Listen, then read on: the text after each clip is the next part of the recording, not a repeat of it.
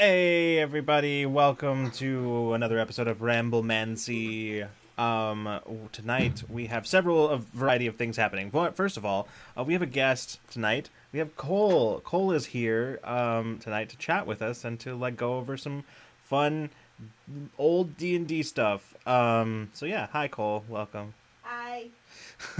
Hey, howdy, hey. So I apologize. I think it should be okay, but I think there's at least a small possibility that you might hear double, one from me and one from Cole, because we are in the same room. But we will burn that bridge when we come to it. Secondly, tonight we also have tonight we're gonna be going over. I recently found my Reddit comment history, which is like 90% me commenting to advice threads on our sub DM Academy. And so tonight, we're gonna go over some of those. A lot of them are from between 6 to 8 years ago, and I've learned a lot since then. So we're gonna go over some of the advice that I gave back then and see if we stand by it. So I'll be reading the original posts within reason, because some of them are very long. And then we'll be reading my advice that I gave, and then we'll be talking about it.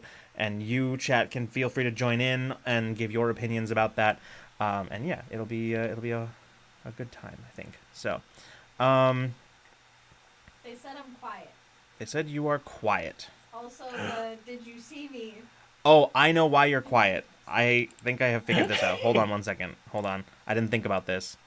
Yeah, Because Matt made that command like the first time that we saw you scurry past in the background. I just figured out why you're quiet, and desk is over here. we didn't think this through. What? Because I know why you're quiet. Because you're coming in only on my mic. Why don't you let me in? Because then I will hear double. You can You're- mute me. No, that you are muted right now. That's why you're quiet, because you're coming in on my mic only. Because I'm capturing from Discord. So John and Freeman can hear you perfectly fine. But we didn't think this through. What if loud noises? What about now, folks?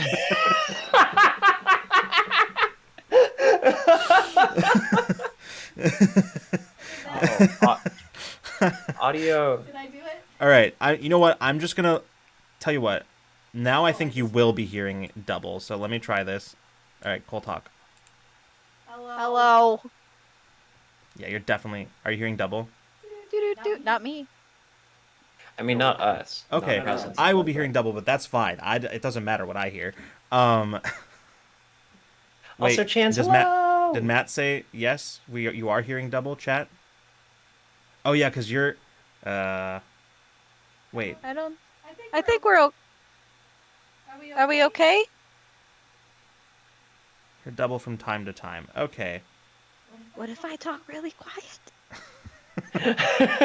Like we were joking before, ASMR stream. We didn't think this one through. This is a reason why I think this is why I had it in my head that we were both going to be on the same computer. This is why I had that in my head. You could certainly try. I know, but then I'd have to change the whole. It's fine. It's fine. Okay, Matt says it's working. It's very subtle. We're fine. It'll be okay. Okay. Okay. So, as I said, we will be talking about going over the old advice and seeing if we still stand by it today. And give new bad advice. I mean, what? Listen. We'll give new advice, and then 6 years from Ramblemancy today, Yeah. we will do this again, but with our advice on Ramble, and then. Oh no! October 20th, 2020. I can't do math. Stay tuned. That'd be 2029. That's the one. Yeah. That's the I'll number. hold you to this, John, even if the world ends. Listen, if we are all drifting in whatever formless afterlife that exists beyond this mortal coil, and it is 6 Earth years from now, you can be like, all right, so we're gonna reinvent the concept of streaming. Yep. Ramble Mobius. There it is. Okay. So, we actually do have some announcements today, which is First and foremost, this week on Wednesday, we aired season 2, episode 1 of Tomorrow is Dead. So that is on that's now up. You can watch it here as a VOD, or you can watch it. I think it is up on YouTube now, so you can go check it out there as well. We will be airing those Wednesdays at 6 p.m. Pacific time. So around now on Wednesdays, and you'll be able to see that weekly-ish. We have some scheduled breaks in there for holidays and for some filming breaks, so that we can continue to stay ahead of the recorded episodes. But in general, they will be weekly, and we will let you know when the breaks are coming up. I think that's it. I think that's the announcement. Mm-hmm. Yeah. We do also, if you enjoyed Tomorrow is Dead season 1, or if you are enjoying season 2, we do have really cool merch in the store right now. That's true. Thanks, we do. Bree. Hold on, I'll put it right up there on the. This is the merch. You can look at it. Look at it. Look at how cool it is. You can go check that out. Get you one. I know. I need to order myself one because they're very, very, very cool. They're super cool. Yeah, she did a great job on those. Yeah. My ring light makes me look like an android. It looks like I have like a little HUD screen on my glasses. Sorry. Just came out of work and Dodo Brain is full send. There's no filter. Like, as I think it comes out of my mouth. I apologize in advance. There's no stop. It's just go. That's what Ramblemancy is for tonight. Here's the merch. You can only look at it. No, you can do more than look at it, Chans. You can go and like get some if you wanted to. That's allowed. Mm-hmm. Yes. Explicitly, we explicitly encourage doing more than just looking at it. But if you do just want to look at it because it's pretty, that's also good. That's true. You feel free to look at it only as well. All right. Well, should we go ahead and get started? I think we should. I'm very excited. So, are we starting from? I'm curious. Are we going to start from like the most recent or the most distant? I'm going to go as far back as I can, and we're going to work our way forward until the episode's over. I don't think we have enough time to go over all of it today. But yeah, we'll see. This is a thing that I, again, didn't think about until we were setting up, but I will not be able to, like, look over this and also read chat at the moment. So... We got you. Cool. All right. So, let's see. This one, pretty sure... Let me look at it. All right, so this one, I believe, is... pretty short and sweet. This one is, my son asked me to DM and I need help. My son asked me to be a DM for him and his group of friends, 15 to 16-year-olds. All are beginners with D&D. I'm ecstatic and terrified. I have about 8 hours of D&D experience. I do have the 4th edition DM guide, monster manual, and player's handbook. I see this as an opportunity to start something special for these boys, something different than roaming on the streets being so bored they end up doing something stupid. I have 1 week until I have my first session with them. Where do I start? First of all, this is very sweet, and I love this post very much. I know, that was adorable. That was such may I just say, what a dad post. I was thinking it. Yeah. I was like, oh, this one goes out to the dads. Anyway, here's Wonderwall. My advice on this one was pretty short and sweet. It was, you should check out Matt Colville. He has a whole series of videos on YouTube that are exactly for this purpose. That was it. That was the whole comment. I think I stand by that one. I also stand by that one, especially at the time at which you gave that advice. I think Matt Colville's YouTube had a smaller like catalog of things, and so I know he was much earlier in like his running the game series at that point, which meant that it would be pretty easy for like it was pretty easy at that point to just like pick up a few videos and watch like a few running the game. Yeah, and okay, even now, Matt Colville, he has explicitly, he's on the record on his own channel saying, I really think you only need those first 5 episodes. to get started. And he's like, everything else is just discussion of like topics, you know. He's like, but I really think you only need those first 5 episodes. That's honestly really sweet. I adore that. But yeah. I figured we'd start out with a simple one where I was just a very short and sweet, because some of my responses can be novels, and somebody needs to take my fucking keyboard away from me. Not Lucas having an opinion. Capital O. There's just so many of these comments. I've been like looking through my comments, and like there's so many of them where I like it's a very clear, succinct point, and I take like fucking 300 words to make it. It's just completely unnecessary. What to say? I have the ability to play that sound clip on stream right now, and I will not. We're not going to do that. Because I don't want to get us muted. Yeah, because it'll, as has been our experience, it'll be like 3.5 years before they get to our dispute claim. Anyway, right. Matt also said his belief is also that they are not numbered, so that you can watch any number of the videos, or like any of the videos, and learn, because you can learn, watch any of the videos. And correct. Yeah, I think the thing that he says when he said that is like he doesn't want anybody to come to the channel and think like, oh my god, I have to watch all these episodes, and like you could just pick up literally any one of them and it will tell you something useful that you can use in your game that night. Yeah, like I learned I learned things from the action-oriented monsters video that he made years ago that I put into practice that week when I was running. Yeah, absolutely, absolutely. I think I remember that, actually. I think I remember you doing that. Mm-hmm. Yeah, that I believe that video came out when I was running several D&D games at once, and gave myself very bad GM burnout for several years, because one of those games had like 8 people in it. Yeah, I was in that one. And combat Lucas took forever. It was insane. Lucas and that was with Lucas and I aggressively, constantly brainstorming ways to make combat faster and smoother with large numbers of people. Yeah. Yep. Oh, cool. My camera has decided after weeks of not acting up, now it's just going to start doing this weird screen cutting thing. It's because you mentioned installing Cyberpunk. Fuck, you're right. Oh no. All right, let's move on to the next one. What do you do after a bad session? I just had a session that didn't go, a juicy topic.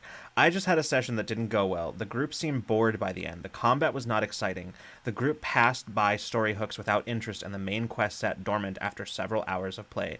What do you do after a bad session? Okay.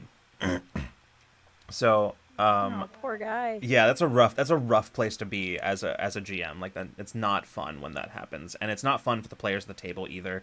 I have opinions on this, but I'll wait. Yeah. So here's what I said. Okay, so I said every other comment I've read on here pretty much covers it, honestly, but I would add to the other advice that depending on exactly what it was that went wrong, for example, tension between players and or the DM, it has been useful for me in the past to sit down with all the players and talk it out. Try to honestly and respectfully parse out where/if there was a breakdown in communication. You may find that your players are just having an off night, like many other comments have suggested, or it could be that your players just aren't interested in the kind of game you're running. It could be any number of things, but I think that there is a lot to be gained by communicating about the game on a regular basis. One thing we tend to forget about D&D is that while it is a fun game to play with friends and maybe indulge in a bit of epic escapism for a while, it is also an activity that relies heavily on complex social dynamics. That is something that needs tending. One thing I do to help avoid a disconnect between what I am running and what my players want is to make an effort to end about 1 session per month early and use the extra time to check in with everyone to see if we're doing the things they want to do. They may not always be honest with you about the things that are going wrong, but you have to make it clear to them that your job is to make sure they have fun, and the best way they can help you do that is to let you know when there are things they want to see happen that so far haven't been. Anyway, that's how I deal with this, with a session I felt didn't go as well as I hoped. Communication about what went wrong, and regular interpersonal maintenance to preempt those breakdowns. This ended up being way longer than I intended, so I hope this helps you. That's very me. Okay. All right. Um. Yeah. What thoughts, Cole? You said you had thoughts. I did, and the post kind of addressed that. I feel like if a session's going bad enough, there's no shame in like hitting the pause button and being like, "Hey, where's everybody at? We want to call it. Do we need drinks? Do we need food? You're not you when you're hungry. Eat a Snickers. Like what is happening at this table right now? You know, slap the pause button and do a quick old debrief, or you know, if it's just one of those sessions, you wait to the end to be like, "Hey, I'm picking up a weird vibe. Vibe check." You didn't see it behind the screen, but I rolled a nat 20. You should tell me all your secrets. There you go. Yeah. Yeah, so Yeah. I don't know. I think it's a tough thing. I think when that happens, like it always feels really shitty, and I feel like, at least personally, when I'm a GM, the thing that I tend to feel very responsible for other people's fun. And if it doesn't go well, then I immediately, like, the first thing I do is I like blame myself, but it's not always the case. Like, sometimes it's nothing that I did at all. It just is. Sometimes it's just the night, you know. So, like, players, they could like, how many times have like we been like chatting like on Discord or something, and I'm like, oh man, I'm so fucking tired today, and I don't even understand why, and I'll be like, oh yeah, me too, and then like 6 other people we talk to individually say like that their like weird tired day coincided. Like, that shit happens. Like, it could have happened on, like, you know.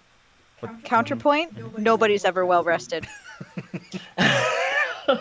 The well-rested, the power fantasy that I live for in every video game, like Skyrim, like Baldur's Gate, like anything that has a well-rested buff, the power fantasy that I live for is that 8 hours of sleep will cause me to wake and feel fresh, ready to confront my day. Amen. Oh, I missed the yes part. I can't find my green one. I think it's still in a box somewhere, so I made myself a new one. I love the pink one. It contrasts very well with your very blue lighting. Thank you. True. And my black clothing. I didn't wish to be entirely perceived. Yeah, Keeping like secrets. this much. Yeah. This is all you get. But That's kind of yeah. what I was worried about there. I mean, theoretically, if we wanted to, we could go to a break screen and real quick, like, move the couch, like somebody was suggesting. Yeah. Why are we moving the couch? Oh, because Jade here in the chat is hearing the echo from our thing. We could theoretically do that. I think it's worthwhile. I think we'll just take a short break. We'll just like rearrange some things real quick, and then just yeah. Yeah, absolutely. Before we go though, I will say I just to follow up on the post itself, like that was the only thought that you kind of mentioned it, Lucas. That was the only thought that I had when you were reading that out was, I mean, you're not necessarily personally responsible as the GM for everybody's fun at the table all of the time. So sometimes like it is, you know, sometimes it is genuinely just like an off night, or as I think my current Sunday D&D group is experiencing right now. Sometimes you just have to remind yourselves that you're playing a game and get above table and and be like, let's talk about this for a second, out of character. Yeah. So absolutely. All right, okay, break. we're gonna do something we've never done before. We're gonna go to the break screen on Ramblemancy. Oh man, I made this screen so long ago. I know it exists. But yeah, we're gonna go to the break screen real quick while we like move things around, and we'll be right back. And just to compensate, we'll just go a little bit extra long on Ramblemancy a little bit so that we can cover that and make sure that we have the time that we have. All right. Okay, hi everybody. So I realized that everything is just in the wrong spot, name tags, but we're gonna have to move them around right now. Because it was too small in the edit mode to do it the other way. So I'm just gonna have to do it right here live in front of you. So things are gonna be moving around.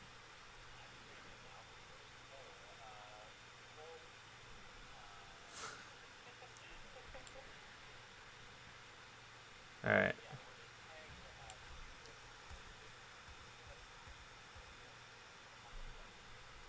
Wait, why you can't hear John? Why can't you hear John? Oh, I see what's happening. I don't know why it didn't unmute. Okay, anyway, you should be able to hear everybody now. Can you hear me now? I think you should be able to hear me now. There's pretty much no reason you shouldn't be able to. But yeah, I was just we were just joking about playing musical chairs. About Freeman being Cole, me, or I can't remember who was who. I don't either. It's okay. We were not ourselves.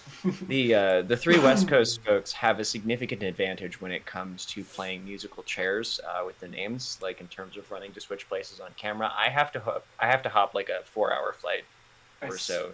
I swore you're gonna say you're gonna have to hoof it, and I was like, yeah, that's. I don't know if you want to do if you want to hoof it. That's quite the hike. Yeah, well, and I mean, like, going through the mountains this time of year, it's always like a bit of a dicey proposition. It might add just a little bit of travel time to my cross-country run. Don't do that.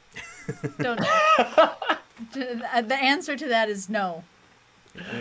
I know y'all have driven across the U.S. before, and that sounded like it was an ordeal. It was fine for the most part. The first time I drove out, I didn't know about like snow passes, but we did take the 80 and swing up to. Yeah. Yikes. We didn't plan very well. I didn't know what I was getting into. Well, let's get. Hold on, can I go up more? I probably should go up a little bit more. Then your armrest is gonna bump into mine. No, I'll just go up that much. There we go. Just a little bit. Just a little bit. But I'm just a little bit. Just a little. It's fine. It works out. Okay, let's try this again. All right. Where were we? We were at the next one. Right. I feel like the answer to most of these things is communicate. Roll up a pretty thing much. of newspaper and just. Yeah. Ooh, is this one actually? Hold on, I might have to figure out how to pop this one out a little bit.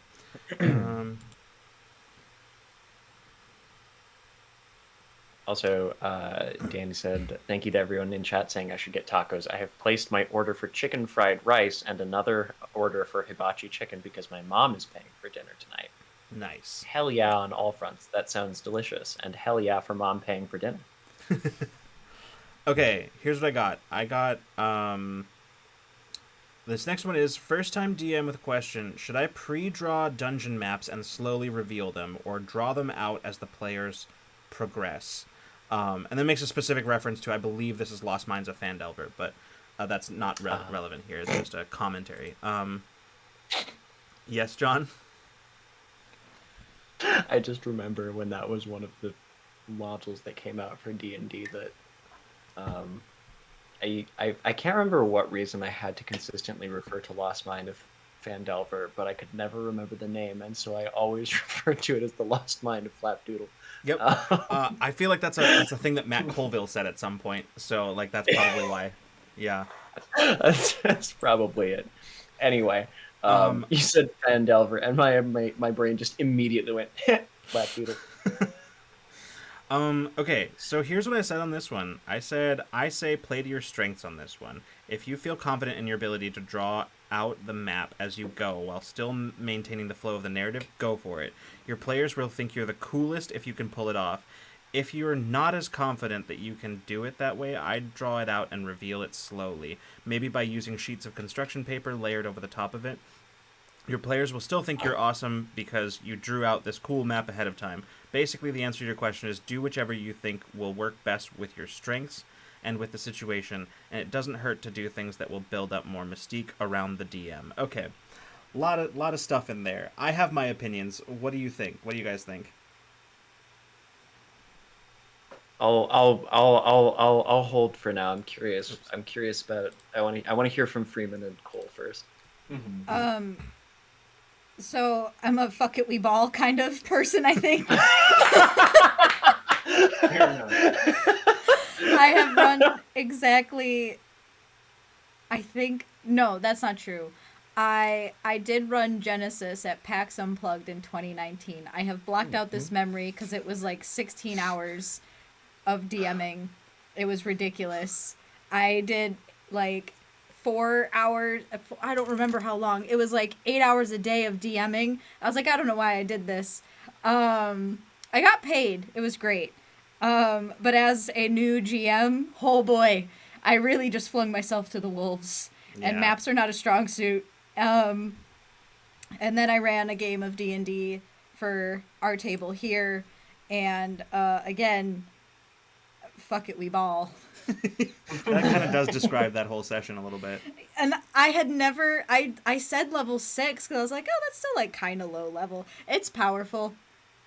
Them characters be superheroes. Mm-hmm. I put Oh, baddies in front of them, and they were the one shot killed over and over again. And I kept going, plus 50, plus 50, plus 50, no plus, and waited until like it felt cool for them to die, and that. Yeah. So I don't know if I have a very good. Yeah, do what you feel. Vibes. Yeah. Absolutely. Freeman, did you have thoughts on this one? Yeah, too many. Okay. Because on the one hand, I love the idea of like drawing out a whole map ahead of time. Mm-hmm. It just depends on like the space you're working with, like the physical space of the Yeah. table. It depends on how what you're planning to do with all of that map and how much. I've never DM'd, so this is just me just thinking from player's perspective. Yeah. It depends on how much you hope to reveal that map and not be disappointed that, oh, they didn't go to this place, that's too bad, and you did all that work to like make that map. So there's something to be said about absolutely just kind of winging it too, I guess. Make the map as you go. Or, and something occurred to me, what if, because I've done this a few times in our games where I tried to pay attention to like direction in a dungeon, and I tried to like draw the passageway, and how funny would it be if everyone did that and then you pieced it together later to see what that dungeon looked like from everyone's doing different sections of it, Yeah. Mm-hmm. Ooh.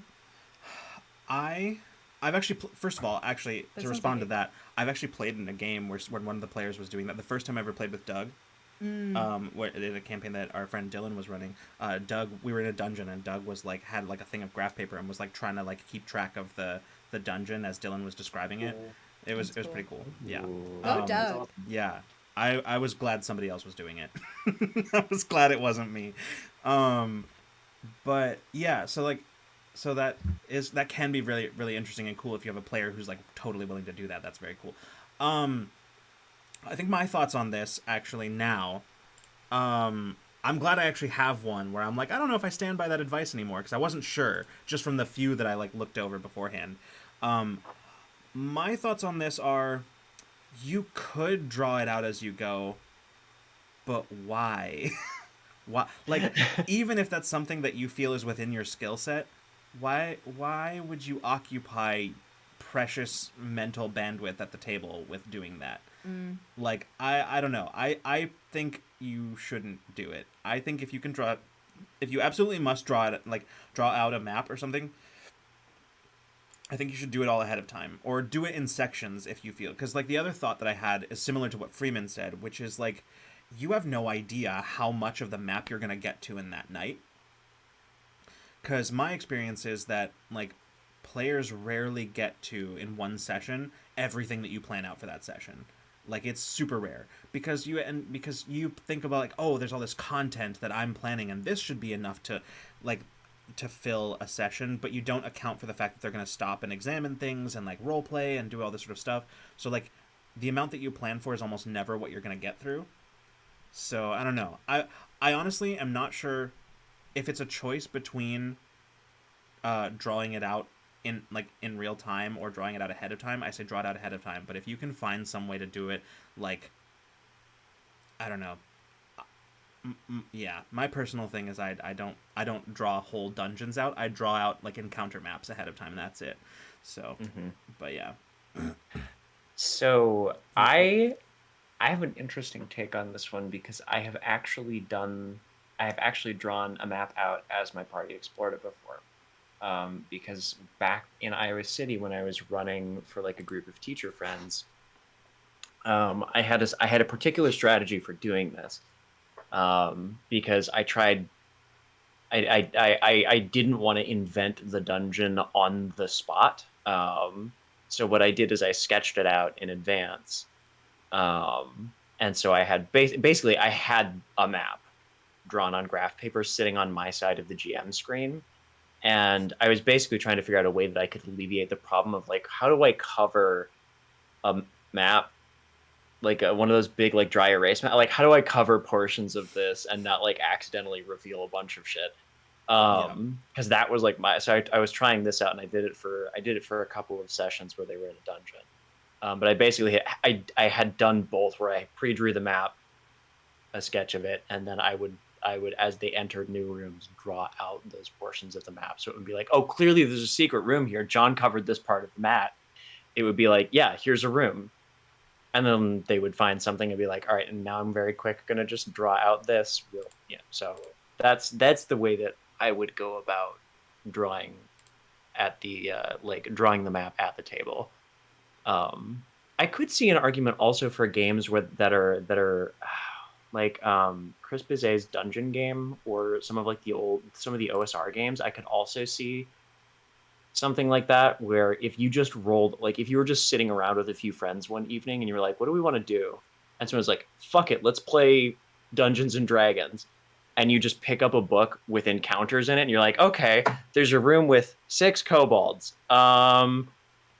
Uncork the fucking marker. Like, yeah, absolutely. You were gonna say something.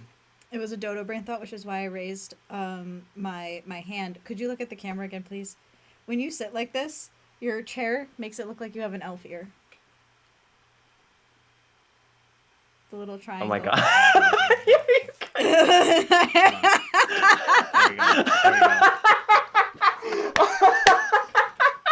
I don't think this is what they meant when they said half elf.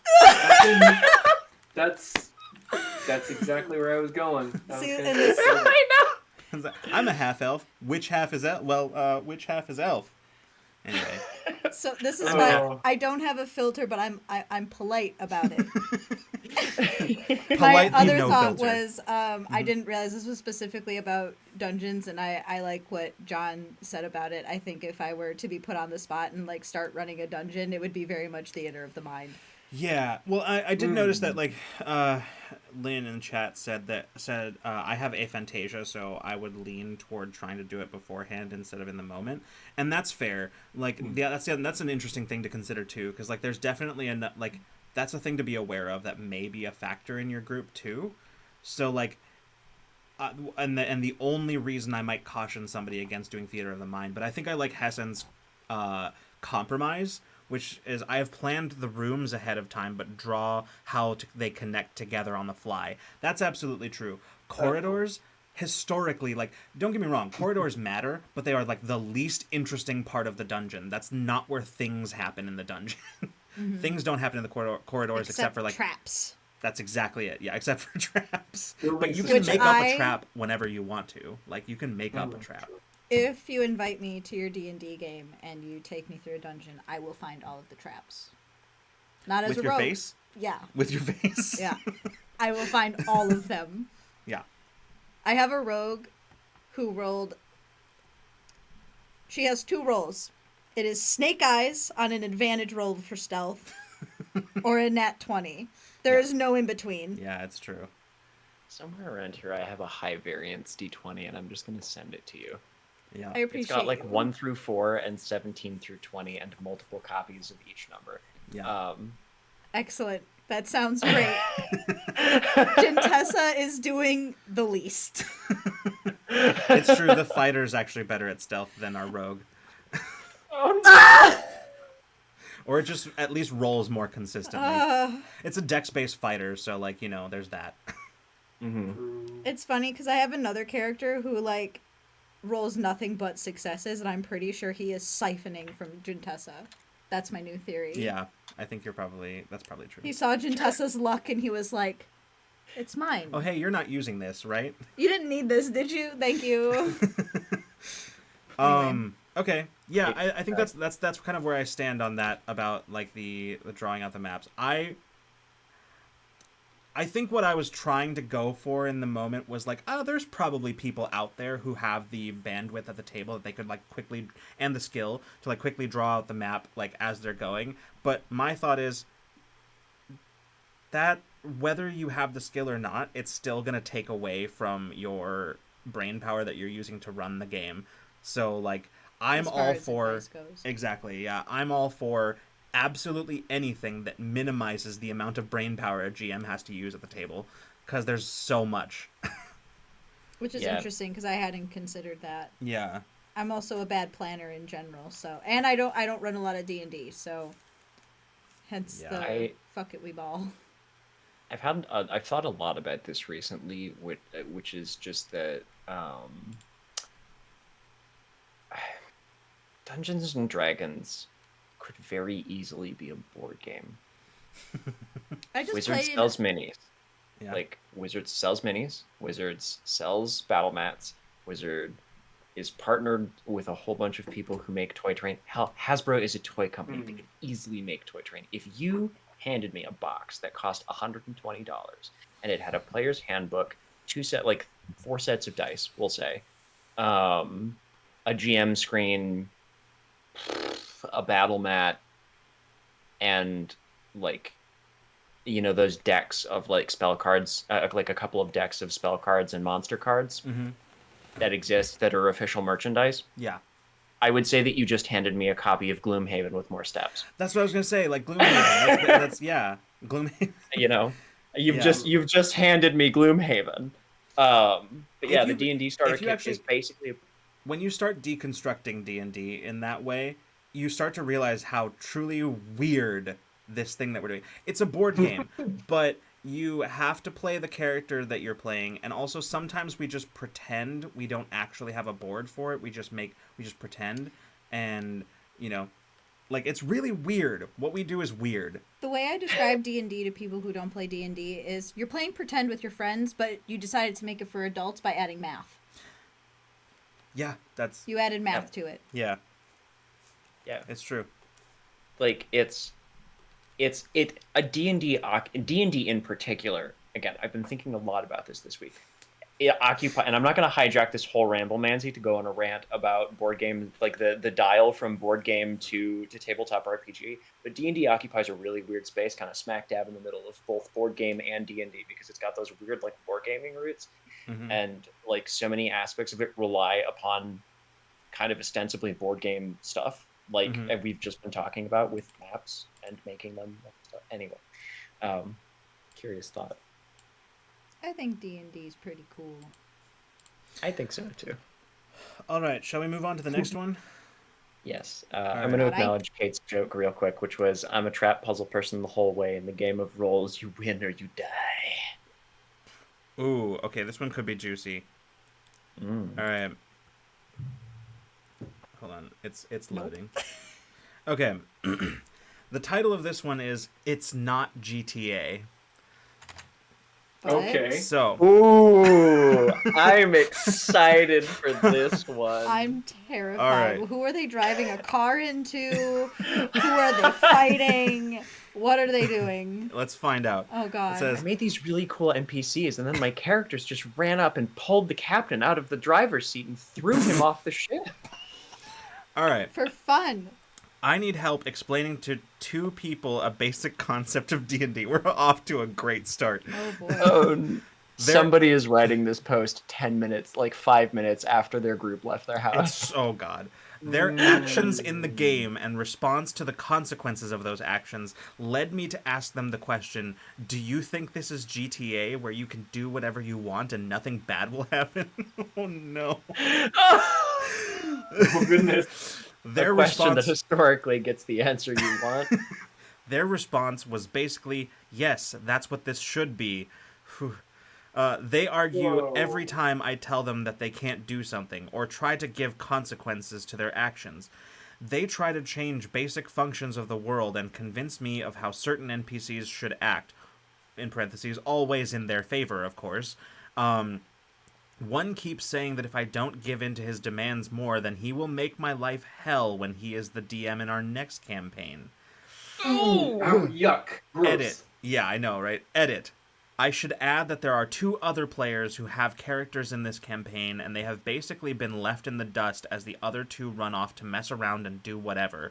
What should I say to convince them that this isn't just a world for them to do with as they please? Edit number 2. I should add that there are multi-edits are really... Oh no, this edit is just, I think he edited once. Anyway, this is the beginning of the other edit. So, okay. Whew, that's a doozy. Okay.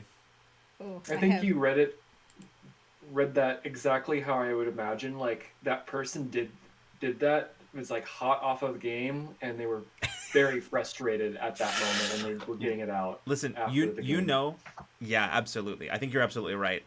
You know that I think I still stand by this. You know that it's a good piece of advice from me when it's 3 sentences long. Oh no! Here we go. Oh shit! Here's what I Lucas said. was concise. There is no diplomatic solution to this problem. They are entitled to their fun, but not at the expense of other people's. It sucks, but it's time to kick them, my friend. No, I was gonna say, like, those are not people that want to participate at a table. They want to play a video game, and they shouldn't be at the table. Yeah. Because you tried reasoning with them, and if they're not listening, then that's too bad. Because with D&D, there is a social contract, and everyone at the table should be having fun. And if it's not the game you want to play, then you can go. Yeah. I think that's basically it. And it's right unfortunate that they didn't have the grace to say, hey, like, I don't think I really vibe with this. I'm gonna leave the campaign. Yeah, absolutely. Because, like, what they're trying to do is, like, like I said in my comment, they absolutely they are entitled to their fun, but, like, where they become kind of shitty here is by them trying to turn this game that is obviously not the game that they are having fun in, right? It's not giving them what they want. They're trying to turn it into something to twist it for their own fun, right? That's what they want. It's what they've said that's what they want, and that's where they kind of become shitty in this situation. It's fine if that's how you want to play, but you also the thing that, and Freeman's reaction I think was perfect to this, the thing of, like, if you don't give me what I want, then I'll make your life hell when I'm the DM next time. That's disgusting behavior. That's gross. That's gross. gross. As fuck. Yeah. Yeah. Like, as you were reading the post, I was like, okay, this person's clearly very frustrated. This sounds like it is a pattern of behavior, right? And, you know, I understand that frustration. Having personally had to tell a friend, like a person that I was friends with in high school, no, you're just not going to play with us anymore, because they basically did something very similar when I was putting together a game of Dungeons and Dragons to run with some friends online towards the beginning of the pandemic. And, like, I was kind of still, like, on the fence, like, yeah, maybe this is a thing where, like, out of session, when everybody's, like, when nobody has maybe been, like, it's when it's easier to talk separated from, maybe this is the thing where it'd be like, hey, let's talk about this. And then the guy was like, oh, I'm gonna make your life hell when I'm the DM. I'm like, no, these are the kind of people who should go play some Pillars of Eternity or some Pathfinder Kingmaker and have a grand old time telling their friends about the wacky bullshit that they did, and it'll be a lot of fun. Not really the vibe. I know this wasn't an Am I the Asshole post, but I'm going to go ahead and say the OP was not the asshole. I just, like, also, too, like, maybe reevaluate friendships. I just feel like someone who, like, cares about you and, like, wants to be your friend isn't going to be like, I'm going to make your life hell in the next game. And it's like, we're not playing the next game, actually.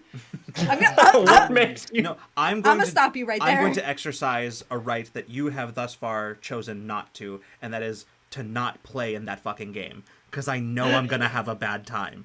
Like, like, they're acting. I don't know. There's also, like, you make a good point where there's, like, they're acting like there's an entitlement to your participation in their game where they are going to make your life, like, that's worse, right? Because you don't have to play in that, like, the OP wouldn't have to play in that game, but, like, not only are they making the assumption that the OP must play in that game, and will have no choice but to do it.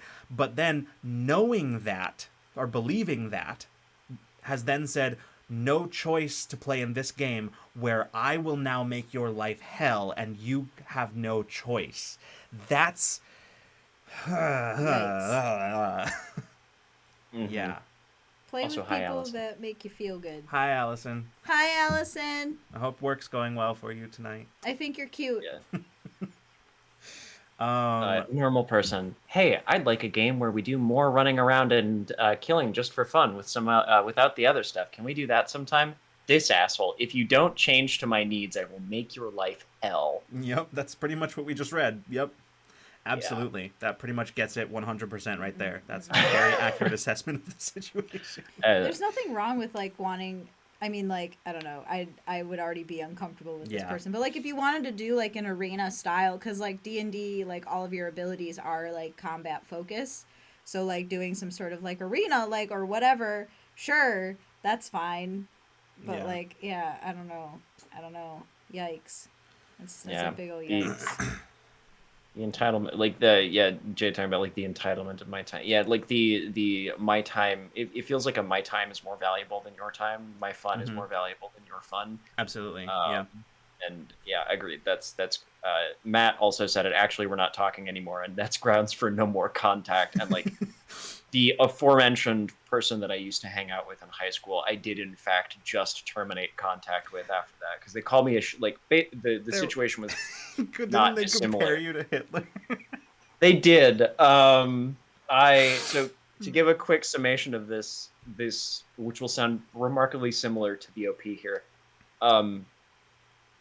I was putting together a game of D&D because I had some spare time on my hands. I was like, I'm probably just gonna run like a campaign arc or two, and I would prefer, because I don't have a ton of time and energy on my hands, to like try and balance wacky homebrew stuff, just like pick stuff from the player's handbook to create your character.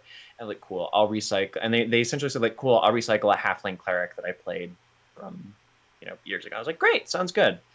And then they decided that they were going to try and they wanted to like homebrew a weird like anime slime girl race.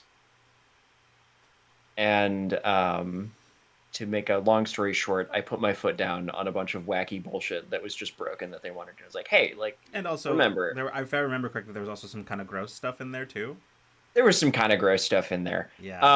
I was just like, okay, I'm vetoing most of that backstory stuff because, like, again, not really prepared to deal with that. And also, like, I did say when I was setting up this campaign, I wanted, rules is written, like, Wizards approved stuff. And if you wanted to use something from like Unearthed Arcana, just run it by me. But at least that is something that Wizards has had their little paws on. Right.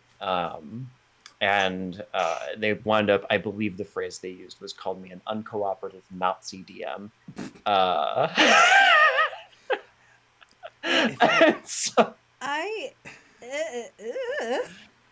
If I remember correctly, there was also like some comment in there about like, well, any good DM would do that, would like, or something like that. Yeah, would manage, like, you can justify this. Like, ew, yeah. David. Any good DM would let me do this. It was, yeah, it was gross. And I remember just sitting there thinking, like, you're gonna act like this over a game of fucking Dungeons and Dragons, pal. If I may quote Alexis Rose, lick rust. No. Absolutely. No, I remember this was happening, and you were like live texting me the update. Texting. It was, oh god, that was so much. I had put together like a group chat on Facebook Messenger for this D&D group, and I remember texting another guy that I went to high school with who had started the group, and therefore was the admin of it. And I was like, hey, could you make me the admin of the group chat real quick? And he was like, yeah, sure. And then I just kicked Jaw, like the guy that was being a dick. I was like, okay. And I DM'd the person who had started the group, one of the current players in the game. I was like, hey, so just to be clear, they were being a dick and I kicked them. And they're like, yeah, fair enough. He can be sometimes. I was like, I believe you've got good enough reason to do that. How embarrassing for that person, though. I know. And I wanted to have a great D&D game with that group of 4 people. So. Isn't that the same group that eventually became the Dreamwell Chronicles? Yes, that was the group that Yeah. eventually became the Dreamwell Chronicles that I ran here on the Yeah. channel. One of our other D&D show that we ran. So. Yeah. Okay, let's move on to the next one. Sorry, Freeman, did I remember that you had something to add? No. Okay, No, for some reason I thought I think remembered so. you like. Okay, No. never mind. All right, this one says, "What do you do when characters roll low on insight or perception?" A classic tale. Assuming that you're not rolling for the players on these sorts of things or using the passive insight/perception, what do you do when they roll very low? Typically for perception and insight, I'll just say they don't notice anything, but with natural ones and the like, they'll almost naturally predict the opposite of what you tell them. Oh, so like if they roll a natural 1 and you say that they don't notice anything, they'll assume there is something. I got it. Okay. Perhaps I could tell them the opposite of what's actually happening, or make them make them stare such that the NPC becomes irritated by the look so hard they actually trip or miss something. What are your thoughts? Oh, that's the old post. Okay. My answer to this was, player, does this door look like it could be trapped? Rolls a 1. Me, it's definitely a door. My favorite I've had that line used on me before. Yes. In your games. Yes. And then I said, in all seriousness, though, if you are allowing critical failures on skill checks, understand that not every situation where a nat 1 is rolled requires something bad to happen. Sometimes it's just more plausible not to have a critical failure situation. I'd say use your discretion and ask yourself, does it make sense for this nat 1 to result in an adverse circumstance, and then rule accordingly. Welcome, odds. Odds. I mean, I think I more or less stand by that piece of advice. And to answer your question, odds, we're reading over some of my old Reddit comment history when I respond to DM Academy threads, seeing if this many years later I still stand by the advice that I gave. I would say we've got we've got a decent track record so far for standing by advice, with a few caveats, and I think one case of don't really stand by that anymore. Yeah. What were you saying, Cole? I think that's pretty solid advice. Like, I don't want every nat 1 to be catastrophic, but if it's an intense moment, or I want, if you're gonna do a crit failure, I want it to mean something, you know. Whereas if I'm just checking for traps and you know, I don't see something, it probably, how many doors are actually trapped? I mean, if you're in a dungeon, yeah, maybe it might just be trapped, but you know, not how many doors, you know what I mean? It doesn't feel oh my god, I rolled a nat 1 and now I've been shot in the face. I don't know. A friend of mine, a friend of ours who used to run a game for us, he used to do this thing where if you rolled a critical failure in combat, he would make you roll another attack, and then against another player character, and I hated it. I hated that. And he doesn't do that anymore. We've talked about it since then, and he's like, yeah, that was dumb. I would not do that anymore. Because I think that's ridiculous, personally. I'm definitely somebody who, I will add this caveat in here. I don't like critical failures as sort of. In broad strokes, I don't like critical failures as automatic failure, absolutely. I'm good with that being a thing. I don't like critical failures as being now something worse happens. At least not in combat. If it's a skill check, depending on what the skill check is, if it's an athletics check to jump over a bridge and you roll a nat 1, you know, something bad's probably going to happen, right? Mm-hmm. But I'm not a fan of just like, oh, a natural one was rolled. Now something bad happens regardless of whatever the circumstance was. Mm-hmm. I think I'm basically saying the same thing that you said. I think, which is just that like you should be judicious about it. It should matter. Like if it, like don't just have something bad because the natural one was rolled.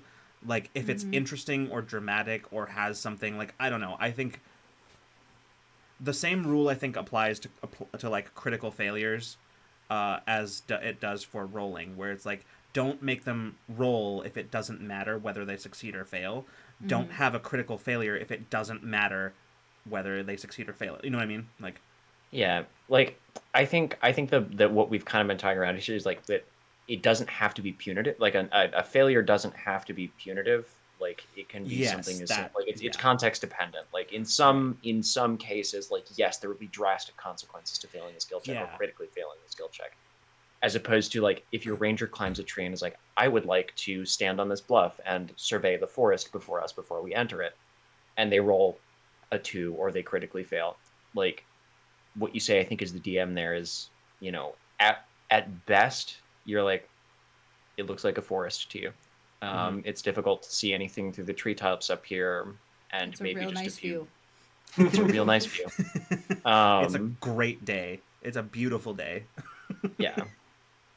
Yeah, And at worst, you're like, okay, well, maybe I just bump up the DCs for their survival checks or like a couple of skill checks while they're in this encounter by 1 or 2 because of yeah. this. But like, it truly is context dependent on like what's Mm-hmm. happening here and I how do you actually need to attach a significant consequence to this roll, or do they just right.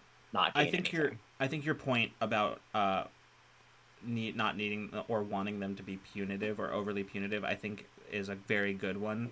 And like it sucks enough when you roll Fail. badly. Yeah. Yeah, like that's you don't need to. And also, like, what is the point as a like? Think about what you're doing if you apply a critical failure or whatever to that, and you're like, oh, like what do you do? You're punishing the player for something that was 100% not their fault, or their, like it's just I don't know. I don't see it as like a fun thing to do. Hi, yes. Thank you for letting me roll 2 nat 1s as a rogue and not absolutely obliterating me. I listen. I know, and the thing is, I am a big fan of the cascading failures, right? So like it's not just like you succeed and you do what you were trying to do, or you fail and now something like it just immediately goes bad, right? Like I'm a big fan of the idea where like you fail but it doesn't immediately result in I think a good example of this was with Freeman, right? We were playing in our Chult game, and your character got knocked off of a really high place that would have Mm. absolutely killed him, and I had you roll, and Yeah. you failed the saving throw, and like got knocked off the edge. But then I had you make a check to see if you could catch yourself on like some vines on the side of this this structure, and you rolled and you caught yourself on the vines, or you failed the roll, I think, that roll too. Mhm. And what I had is you grabbed the vines, but instead of just stopping yourself, then the vine pulled away from the wall too, and you fell with the vine and then stopped really far down. And then you had to like pull you while the party was still fighting up on top. You had to pull yourself up over the course of several rounds. Which was so much more like dramatic and cool. Yeah, I was just gonna say because I had feather fall, but that's just like, oh, you snap your fingers, you have feather fall. But no, this was like a whole like, yeah, because like I think that's right because you have Featherfall, but the thing about Featherfall is that a I don't think Featherfall would last long enough for you to go the whole way down that you were, and B, then you would be at the very bottom while your friends were still fighting up no, on top. that's the important part. Like I'd have to then spend the whole time getting back up there. But Finnan would probably be able to calculate the distance, maybe a little Yeah, bit. Be yeah. like, So, all right, incoming. and then the instance that like Cole was talking about just now was Yeah. like rolling the like 2 nat 1s in a stealth, like on a stealth with advantage while invisible, rolling 2 nat 1s, and instead of just like, oh, the whole camp is now on high alert and they know exactly where you are, I was like, well, I knocked over a barrel. yeah, you knocked over a barrel and then like a patrol came and started like, huh, what was that? And then just started like moving around the area, and then like you had to now contend with a higher stealth DC to get out of there. And then he called somebody else over and was like, "Hey, did you hear something over here?" And then now there's multiple people, and then eventually you did get out. But like, yeah. Like the One thing day my rogue is, will be able to rogue. regardless of whether or not you use critical failures, and regardless of whether or not, like, ones are any different than just failing the skill check, the game already punishes failure, right? Especially if you're a in rogue, combat. especially in combat, like if you're a rogue and you fail a check to hide, there is a consequence. There's already a consequence. The consequence is that people either know you're there or suspect you're there, and now the game changes. Like, Yeah. it's one of the. I don't know. It's just a matter, I think, of approaching skill checks in and out of combat, like, as less of like a I win, I lose, and more like no matter the results of this roll, the game. What is it, John? Hold on, I gotta go look at Lasers and Feelings real quick because John Harper wrote something really cool in the But yeah, in the GM section. I think I basically agree, which is especially in combat in D&D where like it could be like anywhere from 20 minutes to like 40 minutes for your turn to come back around. And if you fail, especially if you crit fail and you auto miss, that feels shitty enough without you additionally like harming one of your party members or something, right? Which is why one of my favorite things to do if you absolutely, so to sum this up, because I want to move on to a different thing, I think I stand by the advice, but I would add, if you absolutely must include critical failures, don't impose them on your players. If they roll a natural 1, you as the GM go, all right, Cole, tell me what happens. What bad thing happens to your character on this natural 1? Why did that like trigger me to start sweating? Immediate, like my blood ran cold. I'm sitting here going, "Oh God, I'm okay." But like neurotypically invested. Like hand a noose to your player. Yeah. Because you'd be surprised how often players will impose worse shit than you would have on themselves. No, but that's true. That's true. Like, straight up, one time I did that for player, and the player was like, I think my hand is all sweaty and, like, covered in blood and whatever, and I think my sword just flies out of my hand. And I'm like... Oh, was that Dylan? That was Dylan. And that was Dylan. I was like, okay, I guess. Sure, man. I wouldn't have done that to you, but okay. It feels less bad when they're doing it to themselves. Pass or fail, the game changes as a result of your roll, and now you just have a new set of circumstances to play in the game. I posted the quote from Lasers and Feelings in chat, but like, call for a roll when the situation is uncertain. Don't pre-plan outcomes. Let the chips fall where they may. Use failures to push the action forward. Yeah. The situation always changes after a roll, for good or for ill. Yeah. What incredibly succinct GM advice on this one-page RPG. Yeah. So, anyway. Also, I saw Maggie and Gemini come in while we were talking about this. Hi, welcome. And yes, Gemini, a wild Cole sighting. Hello. I am so distracted because the microphone's covering me. I'm not seeing myself. Sure. I only see the elf here. It is the only. It's just. Sorry. No. All right, let's move on. Oh boy, what are you? Oh, you're just making an elf here. I was Okay, making gotcha. it match. This one's an interesting one.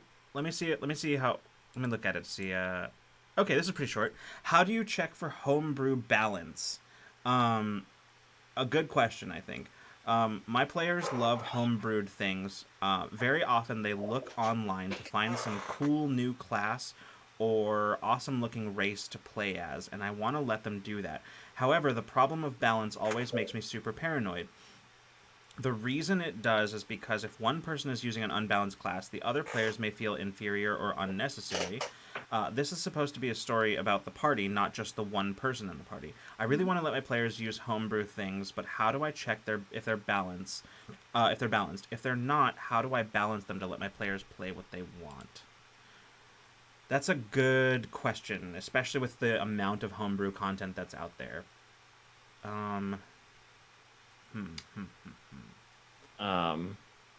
Did you have an answer? Did you see what I have an answer. Yeah. I was just pausing to see if anybody had anything to weigh in on right now. Man, I think like I pulled a face when I was doing that because I was like, technically the correct answer is that you're gonna have to make a lot of spreadsheets, unfortunately, and you're gonna have to do a lot of game design work to examine where the power in certain dungeons and like essentially the answer in short is you need to have a solid understanding of what makes each Dungeons and Dragons like origin and class and subclass uniquely powerful, and what play space they operate in, and then you have to decide how this affects that play space. Or that there's a game design term for this that I'm not remembering right now, but design space. That's what we're looking for. So like, design space meaning like, yes, wizard does what wizard does. We know what that is, but like lore college bard is basically a discount wizard in a way. Like you're a bard, but you're occupying the wizard design space, the wizard role a little bit. Kind of like Arcana cleric too. Yeah, that's a good example. Yeah. Different classes performing other classes' roles. Yeah. Like divine soul sorcerer. Or the warlock, the celestial warlock. Yep. Yeah. Or like even war cleric kind of drifting towards paladin, right? Absolutely, yeah. Or like playing the subclass of paladin that makes you more of a healer, that's kind of drifting towards like the cleric end of things. Like, there's arcane trickster. Yeah. So there's a lot of. So here's what I said. And I just sort of skimmed it, but I think I stand by it. I said homebrewing stuff can be super awesome and lots of fun. Honestly, the best way I've found to deal with balance issues is to be upfront with your players. Tell them that you aren't sure how balanced it is yet and that playtesting will be necessary. Make sure they know that what you provide them is subject to tweaking at your discretion. It is, after all... Oh, I think I misunderstood the original, but I think it's the same thing, though. It is, after all, your creation. Now, along with that understanding, it's also important that your players feel that you are open to hearing their input on what worked and what needs changing. That's it, I think. There's no special trick to it. The best way to balance homebrew stuff is to play test and see it in action. I think that I misunderstood what the person was asking at this time, because they were talking about like any homebrew, not just their own. But I think I stand by it. Maybe with some addendums, but I think I stand by it in general, which is like sometimes, like, yes, the one way to do it is to go full designer on it and go spreadsheets and everything like that. But I guarantee you that like 90% of people who are GMing are not going to do that, want to do it, or know how to do it. And really the only way to tell in that case is to just try it and see. And if it turns out that it's not going well, or that there's certain things that are like you think are a little OP and need to be sort of tweaked a little bit or just removed altogether or replaced with something else, then that's what you got to do. But your player has to be open to those changes. That like it can't, like, you are well within your rights as a GM to be like, look, this is too powerful and I think this has to change. So the player has to be aware that can happen and might in fact happen, and then has to be okay with that.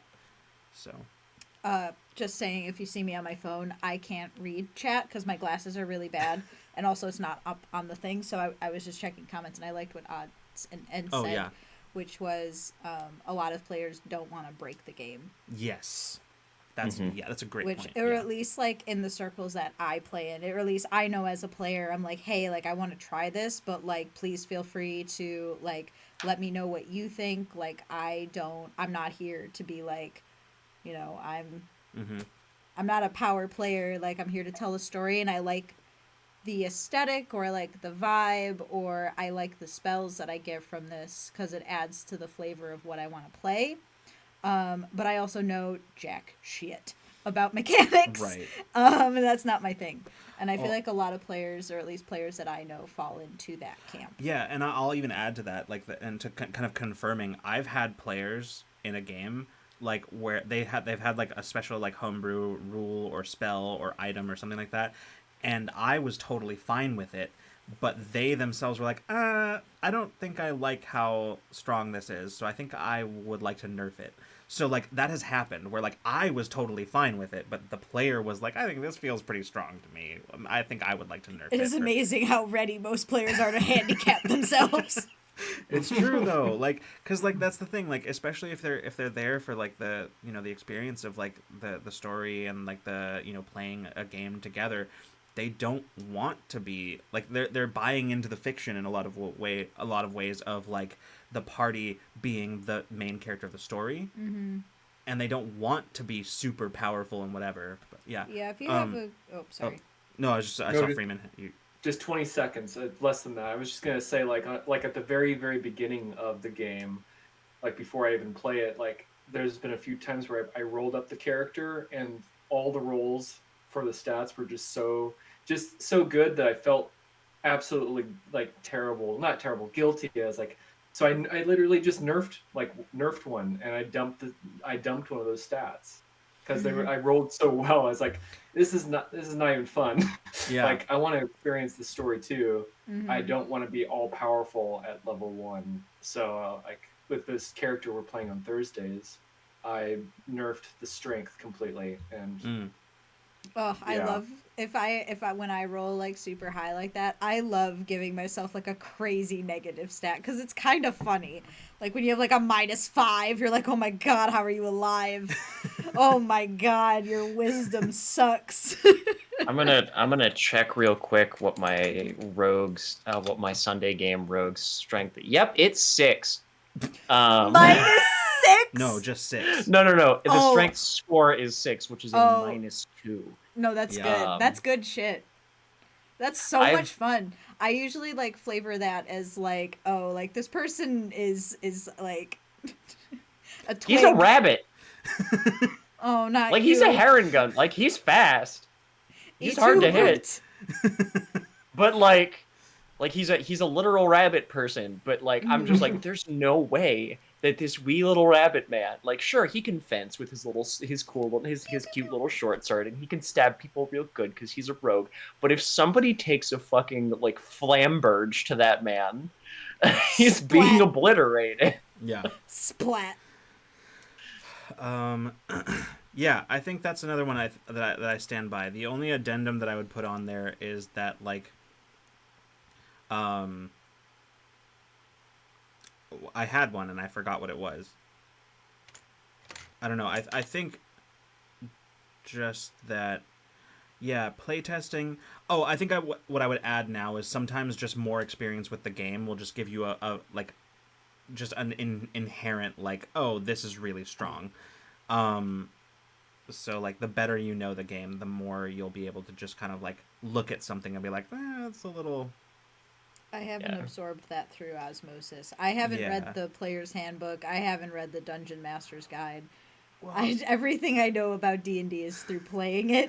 And I think that's totally fair too, because like I really do think that most of your mechanical understanding of the game, at least in terms of balance, comes almost entirely from running the game.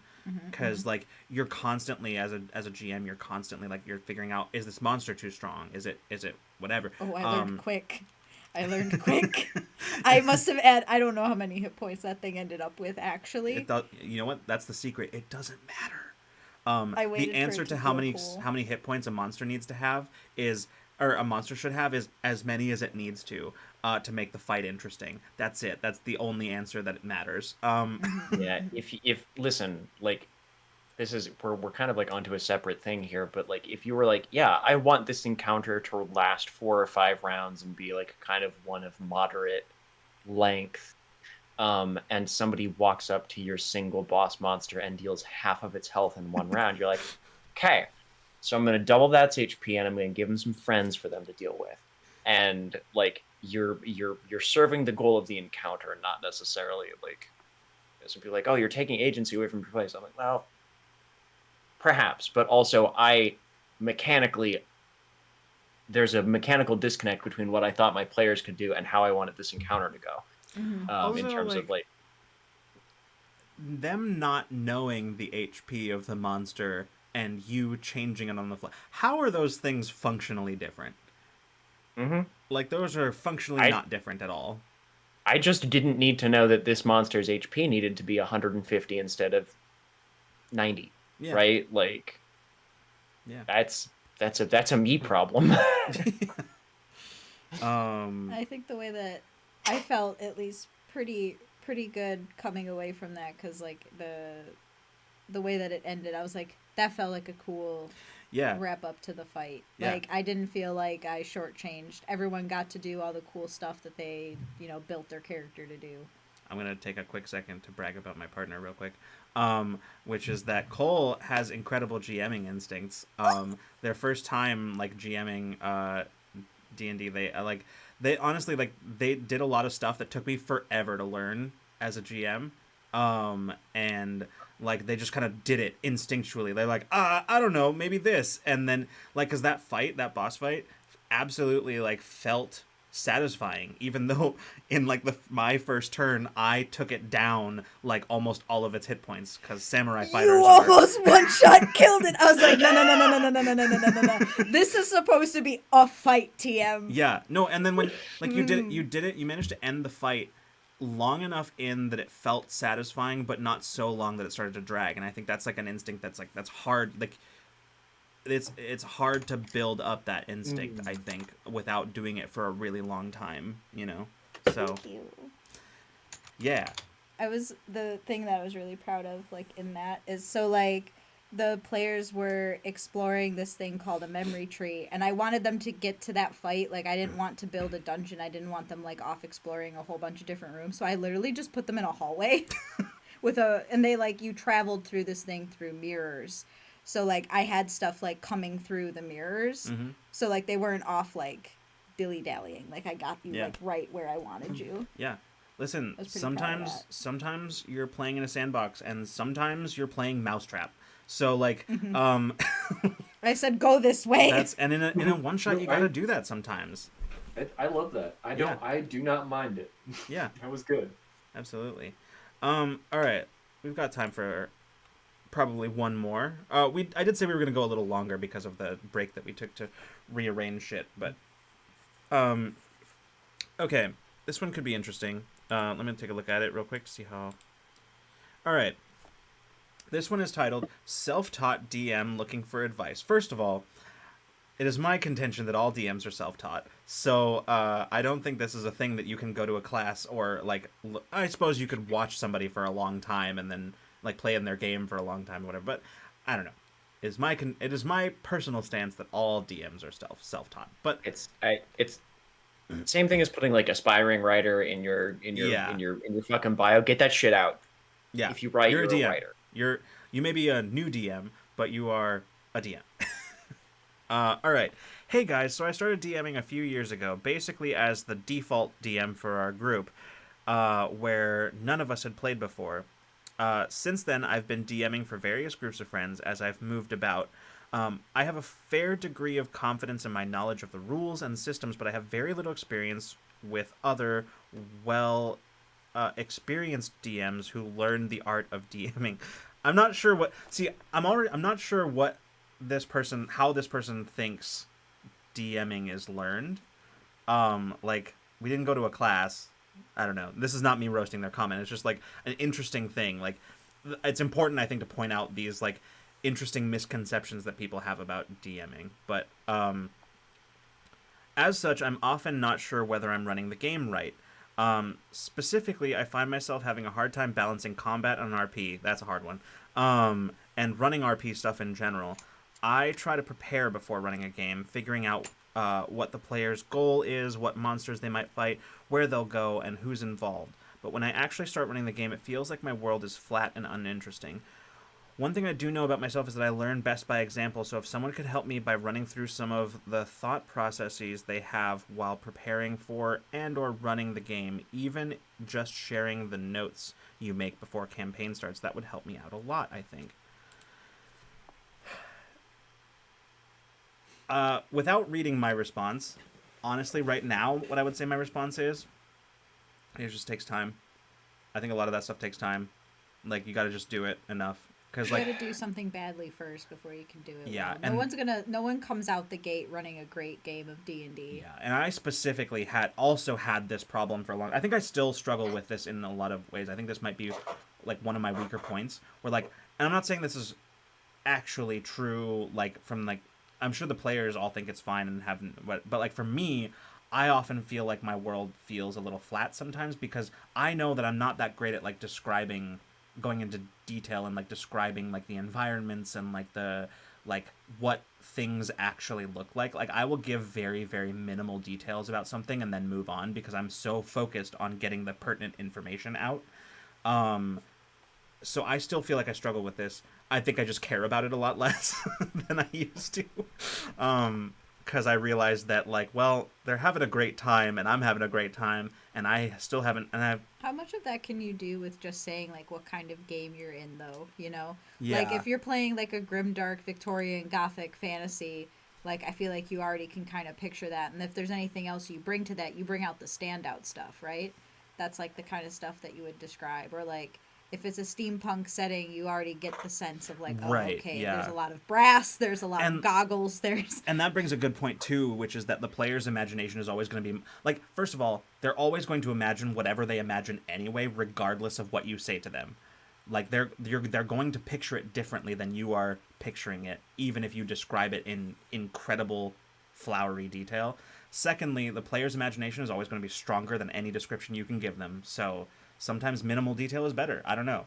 And My favorite is putting down what John kind of said earlier is like how players might picture a dungeon differently or like the layout of a tavern. Like, oh, what did you see while, you know, we were Right. sitting in this tavern? And, like- it's always fun to hear the differences. obviously, things like aphantasia notwithstanding, but then it doesn't actually matter if your description is good or not because they're not going to be able to picture it regardless. So, like, it's... Yeah. I want to look at what I said in response to this. I said, if you learn best by example, I would recommend checking out Critical Role. Not only is it entertaining, but just watching the DM skyrocket my DMing abilities. It can get long, so if you don't have time to watch it all, you can check out Matt Colville on YouTube. He has a series on running D&D that I still find useful tidbits in, even I saw you type in that command. Even though I have watched all of them many times. Without anything specific to go on, I can't give you any specific advice. That said, there is no right way to run the game, only what works best for you. Chances are most of what you're doing or what you're looking for will come to you with more... Hey, look at that! Will come to you with more time and experience. With that, I hope these video suggestions help you as much as they helped me. Yeah, I mean, without even reading my comment, I basically just gave the same advice verbatim, so... I stand by your advice there as well. Like, obviously I don't think Dimension 20 was a thing yet, probably when that comment was written. I don't know I'm if sure it was, but maybe not that popular. Actually, I don't know. That was 7 years ago. How old is so that maybe not. comment? 7 7. years. Yeah. 7 years? Yeah, no, Fantasy High was 2018, so Okay. D20 wasn't a thing yet. So Cool, like yeah, the only thing that I would add is like, yeah, if you want to absorb passively by osmosis, watch Critical Role, watch D20. Brennan especially is one of the best like improv comedians around that we've got, and he also happens to be a fantastic GM. And watching all of those people at that table who are, in addition to being great improv comedians, they're very good at D&D. Like, it's a great way to learn, and so are the people who play at Critical Role. Like, learning by osmosis is great, and then Colville's like videos are very instructional. Yeah. So like, This is a dodo brain thought. I love Hank Green. And Hank Green is great. Oh my gosh, every clip I see. First of all, his brother got me through college. Second of all, he's great. Okay, that's it. I like what Odd said here, which is, I think in response to the previous thing, but I think it is a good, like, non-specific sort of general good thing to say about this, which is the times I've played with a DM I thought wasn't very good. The reason I felt that way was mostly because they didn't seem to be trying to get better, and given time, they hadn't changed. And it's fine not to not mesh with that, but also at least she was doing it. Yeah. I agree, Odds.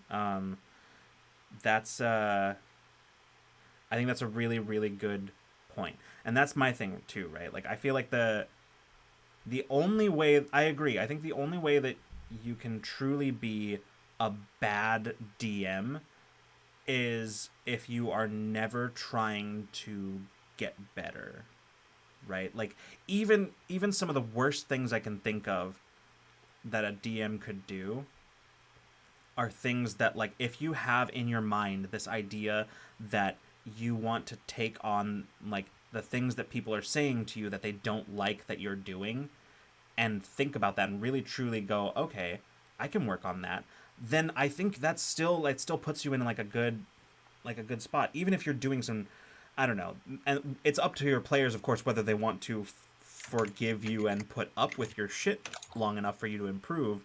But I think as far as you being a DM, even if you're doing some like really just bad, like some of the worst stuff that I can think of, but you're open to like growing and changing from that, then I think you're doing okay, you know? Like, I think, yeah. But, yeah. No, I think I pretty much stand by that one, too.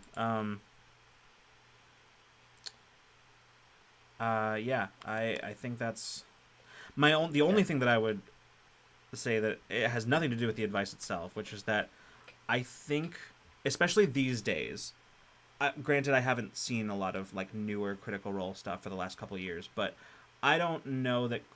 I think there are still useful things that you can get out of Critical Role. I don't know that it's the best example for learning to DM, because what they do on Critical Role is a very specific thing. Like, they are primarily making entertainment content, and that kind of changes how they run and play the game. Even It's though they such would a probably, they might argue differently, I disagree. I think it does change how they, it absolutely does. Even from my own perspective, on a much smaller scale with less pressure because I have a much smaller audience, running a stream game absolutely changes how you approach the game. So like, yeah. Yeah. And I think like the biggest piece of advice, like the biggest caveat that I think I would attach to most people when I would be giving them advice now on like ways to absorb the game by osmosis, is I would say watch these shows, but understand that your game is not and will not be like that, and that's okay, right? That's because they're making a show, and you're playing the game at home, and and so don't understand that there's a difference between the kinds of D&D that you're playing. yeah, just to piggyback off John, is just that like every table is going to be interested in different things too. Like you might have a group of people who just really fucking love puzzles. And like if that's like, or Yeah. if you have like a more combat heavy group that doesn't really do a whole lot of role play, like that's going to change the way you run the game. So it's all dependent on what everyone at the table is interested in doing, and you might have bits and pieces of those. Everyone might kind of be on the same page.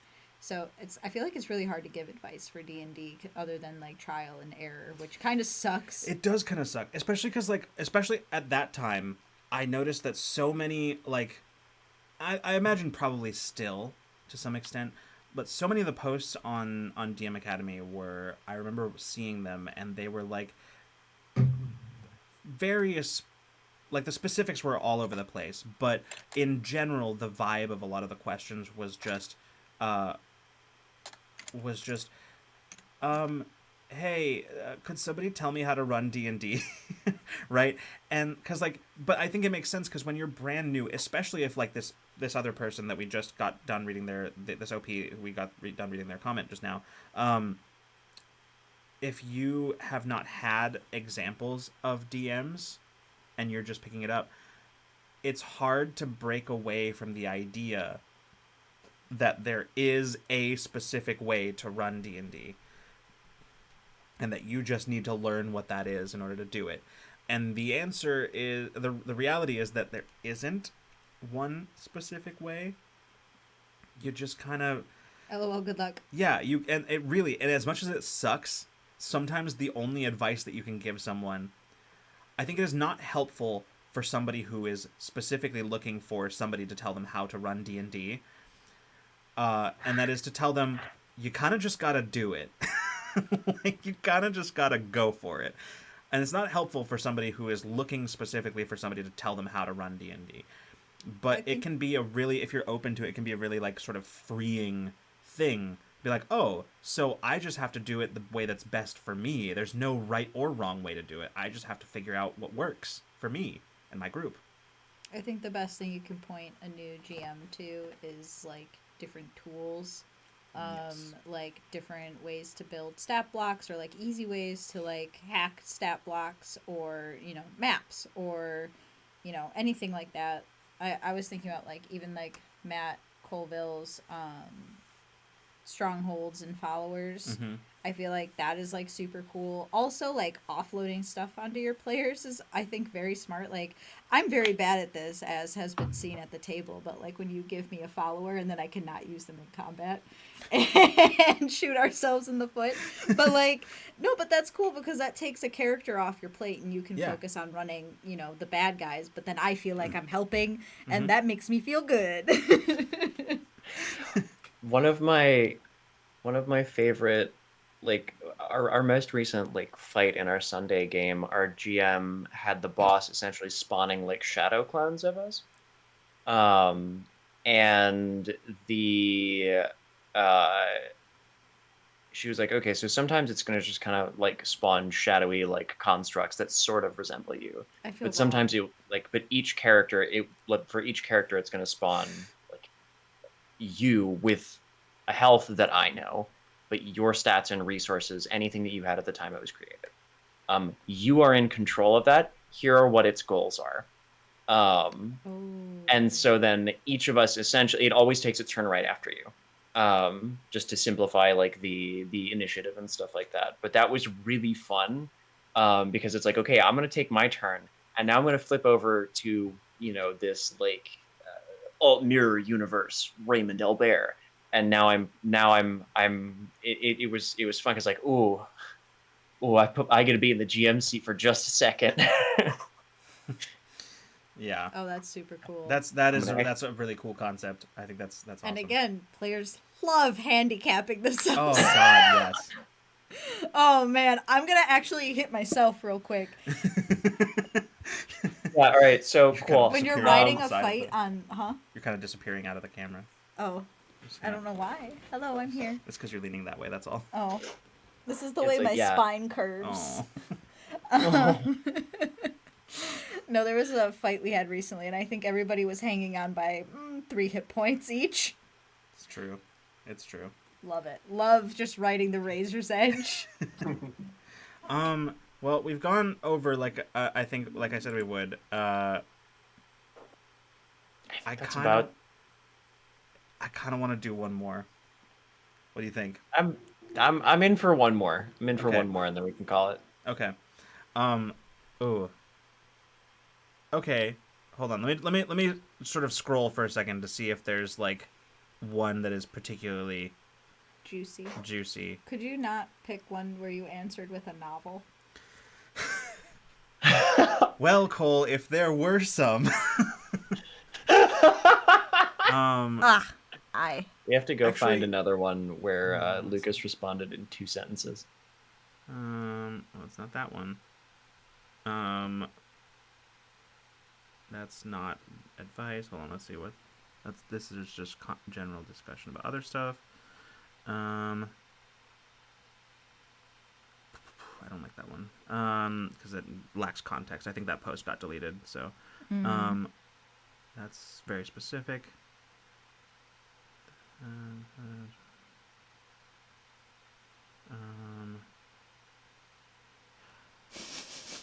I don't even want to know how many dice Laura has in her tray at this point. That was something I responded to, but we're not going to worry about that. It's still funny. Let's see. That's a very funny out of context quote because it still holds up extremely well. Yeah. A lot of these are like responses to like. All right, I'm going to scroll down. I'm going to go back to kind of where we were. And I think this one's okay. This one's short enough that I think we can talk about it. and I think it's a worthwhile conversation topic, which is how much do you tell your players after a session? Yes. I think this is a word. Is that your answer? Yeah. Okay. Tell me everything. Disqualified. Oh. Cole doesn't like that I keep secrets, so many DM secrets from them. So No, I like it. See, that it's the inherent vice because I love being surprised and I love secrets. I just want to know them. All right. Little grabby hands for secrets. Please. Secrets are no fun unless they're shared with me. Okay. Just like the question says, how much do you talk to your players about the session afterwards? I would imagine it's common to talk about how the session went, if they had fun, some of the bigger moments, etc. But do you, as a practice, talk about different ways the game could have gone down, or what-if scenarios? Do you tell them about behind-the-scenes stuff that they missed out on? To clarify, I don't mean to try and critique them or tell them that they should have done this or that, but sometimes my players ask about scenarios and motivations for characters or why some things happen. Do you generally tell them, or how do you handle it? It's a very good question. And I like that's from like a newish GM. That's a great question to be thinking about, because to me it says that they've moved past the stage of like worrying about like the mechanics, worrying about the world building, worrying about the actual act of running the game, because now they're thinking about other stuff. They're thinking like, how do I handle my players outside of the game? And I think that's the first thing I wanted to say about this. Like, that's an incredible, like, huge leap when a GM reaches that point when they're like thinking outside of the game exclusively. That's a big step. That's some next level GMing shit. Let's see. All right, I will read my response to this. I said, I think the going wisdom on this subject is that you shouldn't say anything about it. The idea being that you preserve the mystery of the world and DM mystique, etc. While I think okay, good. I'm glad this got brought back up, because I had something to say about that when I said it in a different comment, and I forgot about it, so I'm glad that came back. While I think these are certainly both excellent arguments for not saying anything, personally, I just can't help myself, especially if it was something that was really cool that almost didn't happen. I think it really comes down to what you want to preserve in the players' minds, but quite frankly, I would examine it on a case-by-case basis. Sometimes it's good to keep quiet about that stuff, but it can be often just as useful a tool to go ahead and tell your players. For example, if one of your players makes a choice that you thought was really cool, surprised you, and or drastically altered the outcome of the encounter. I find that in order to best praise them for it and therefore encourage more of this behavior in the future, it's often necessary to show a bit of your hand and say, see, this is what would have happened if you hadn't made that choice. Basically, and perhaps somewhat unhelpfully, it's up to you and what you think most benefits the situation. Yeah, I pretty much still stand by that for the most part. Almost no notes. It's like, sometimes, listen, I understand that there is this, like, this idea about, preserving the suspension of disbelief, but even Matt Colville has said something along those lines of like, shut up. Anyway, even Matt Colville said something along those lines that like you shouldn't talk about this stuff afterwards, and he has like an exception. He comes back, I think, later and gives an exception to that. But the way I think about it is like, I kind of disagree, because I think if your players are willing to suspend their disbelief for this game, they're going to do it regardless of what you tell them. It's not going to make them believe in the world less, in most cases. It depends on what... Like, it's one thing if you're like, oh, see, I had to do this in order to change this and make and run this stuff. Like, don't show them that stuff. But if you talk about, like, the things that could have happened and would have happened, that's different. Because I think that still preserves the suspension of disbelief in the world. And that kind of stuff. I have more opinions on a different thing, but I'll let you guys say other stuff before I get to that. So, I was just gonna say really quick, I, as a player, personally love, like, after a big decision or like something has happened in a game, I really love hearing like what the other side could have been. Like, here was the other option, or like, if you did this, like, this is what I had in mind for stuff happening. It's like, whoa, the choices. I knew they mattered, but wow, they mattered. And I like that. I don't know. And also, like, I feel like DMs do this, like, so much prepping. It's like, I would be bursting all of the time, like, y'all just walked past this right now. I wouldn't share all that stuff, but, like, I would, I feel like you do a lot of work. You want to share some of it. I don't think, depending on what it is, there's no harm in that. TLDR. Yeah. I mean, do you have thoughts? Nothing in the chamber. Okay. I just want to check before I rambled for a minute. It is Ramblemancy. It's true. No, I was gonna.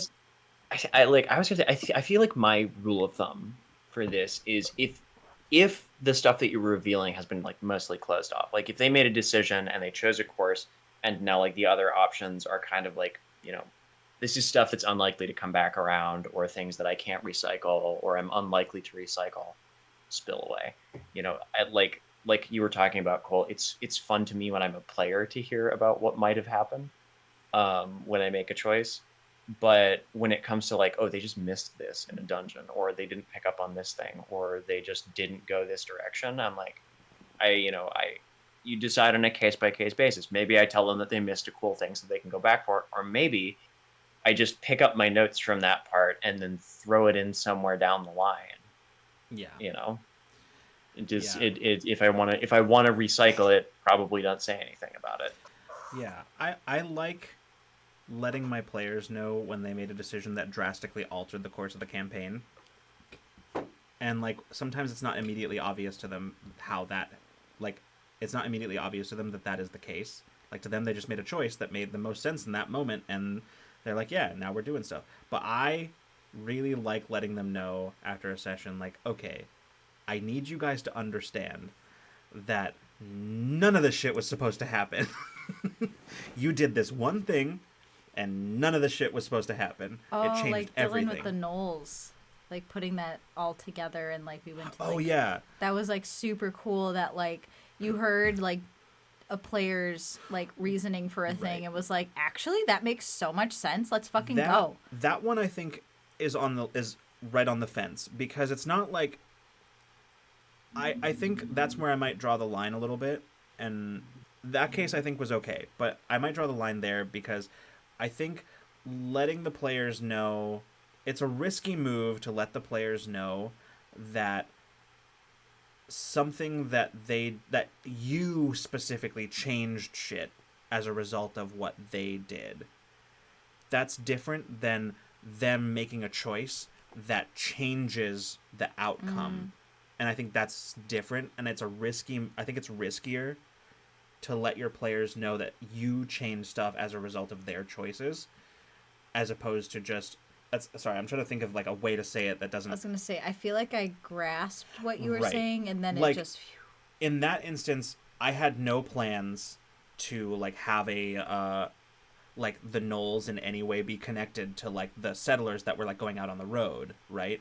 I in no way thought that the settlers were going to be in danger of the gnolls, but then Dylan put in his mind, he put the pieces together and was like, oh shit, we know there's gnolls out there gathering and massing. The settlers, have they left already? And like, I had no plans for the settlers to be in danger of the gnolls, but Dylan said it, and I was like, I'm gonna go with this, right? And that was me changing my plans based on what the player thought of or decided. What I'm talking about, the thing, and that's why I say it's kind of risky, because then that does sort of shake the belief in the world a little bit if the GM can just change things, right? As opposed to like me presenting the players with option A and option B, and a player comes up with a heretofore unrealized option C that then suddenly alters the course of how things go. I guess I view that more as like choosing the interesting story option. Like, I don't know, like I think for me first of all, when I'm playing a character, like I definitely like switch over to like I call it video game mode, because like I'm not me, like I'm a character, and like I'm playing in this like setting or whatever, and it's like first person and I'm looking around in my little brain. I don't know if anyone goes that deep, but like for me that wouldn't have changed like how like immersed I was, because it was like, oh, this was the cool thing, like this cool story, like this was a cool story option that I liked. Well, yeah, and that's why I say it's risky and not don't do it, because Right. like it can, Because it depends on the table. yeah, and it can drastically alter the way that your players perceive the game. That's fair. Because it could just as easily result in a player going like, oh, well, if the GM can just change things, then nothing matters, right? Like it could just as easily go that direction. Right. So that's why I say it's risky. If you have the right people, it's less so. But yeah, that's kind of what I'm thinking. But I have something that I want to say about it. Came up in a different and then I think we will end on this. But I have something that I want to say that it came up in a different comment, and I forgot to bring it up then, but it came up here too. This idea. Here's something I absolutely do not stand by that I thought at the time, and I remember it. I think I might have even mentioned it on Ramblemancy before.